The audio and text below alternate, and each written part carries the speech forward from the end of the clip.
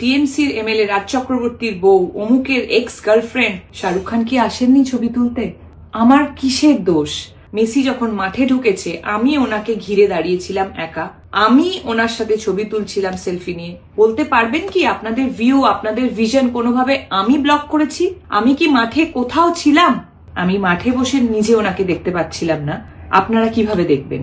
আমি টেন্টের মধ্যে ছিলাম এবং দেখতে পাচ্ছিলাম কিভাবে ম্যানেজমেন্টের একটা ডিজাস্টারের জন্য এত সুন্দর একটা ইভেন্ট হতে গিয়েও হলো না। অনেকক্ষণ পর আমি রিয়েলাইজ করি যে ঘটনাটা আমি দেখে এসেছি সেটা একটা বড় আকার নিয়ে নিয়েছে। যখন আমি ইনস্টাগ্রাম খুলি তখন আমি রিয়েলাইজ করি যে আমার ছবিটা জাস্ট কিছুক্ষণ আগে শেয়ার হয়েছে, প্রচুর জায়গায় অলরেডি শেয়ার হয়ে গেছে। তারপর থেকে শুরু হয় আর একটা ঘটনা, সেটা হলো আমাকে নিয়ে ট্রোল করা। আমার কি দোষ যে আমাকে ইনভাইট করেছিল, আমি হায়াতে গিয়ে ওনার সাথে ছবি তুলেছি, সেটা দোষ? হ্যাঁ, আমি এটা মানছি যে টেকনিক্যাল গ্লিচের জন্য আমার ছবিটা রং টাইমে পোস্ট হয়ে গেছে এবং আমি ছবিটি ডিলিট করিনি, এটা আমার দোষ হতে পারে। কিন্তু আমাকে নিয়ে যেভাবে নোংরামি আপনারা করছেন, আপনাদের সাথে আমি সমব্যথী। আপনাদের এত কষ্টের রোজগার, আপনাদের স্বপ্নের মানুষকে আপনারা দেখতেই পেলেন না। সেম অন্যায়টা তো আপনারা সবাই আমার সাথে করছেন। বলিউডেও তো করিনা কাপুর গেছিল, হায়দ্রাবাদ থেকেও একজন হিরোইনকে ইনভাইট করা হয়েছিল। শাহরুখ খান কি আসেননি ছবি তুলতে? আমার কিসের দোষ?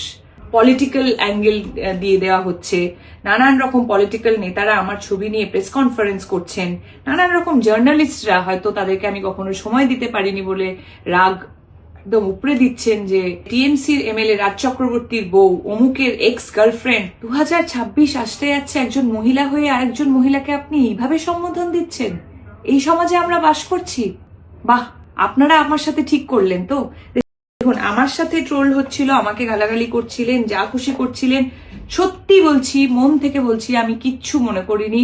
আমার সবসময় এটাই মনে হয়েছে, সত্যি তো সাধারণ মানুষের এত কষ্টের রোজগার, তাদের স্বপ্নের মানুষকে তারা একবারের জন্য দেখতে পেল না। তারা যদি আমাকে নিয়ে বাজে কথা বলে তাদের মন হালকা হয় তাহলে হোক। কিন্তু আজকে আমি এই ভিডিওটা করছি তার একটাই কারণ, কাল থেকে শুরু হয়েছে আমার বাচ্চাদের প্রতি আক্রমণ।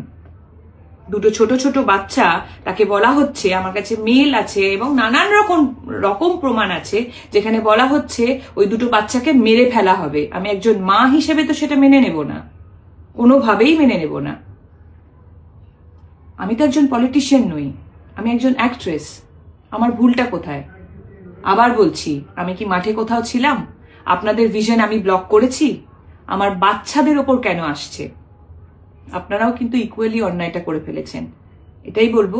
এই ভিডিওটার পরেও নিশ্চয়ই আপনারা অনেকে অনেক কিছুই বলবেন, বলুন, অসুবিধে নেই, কিন্তু নিজেদের মানবিকতাটা হারিয়ে ফেলবেন না। দুটো বাচ্চা কোনোভাবেই কিন্তু যুক্ত ছিল না, সেই দুটো বাচ্চাকে প্লিজ টানবেন না। সবাই খুব ভালো থাকবেন, সকলকে ভালো রাখবেন।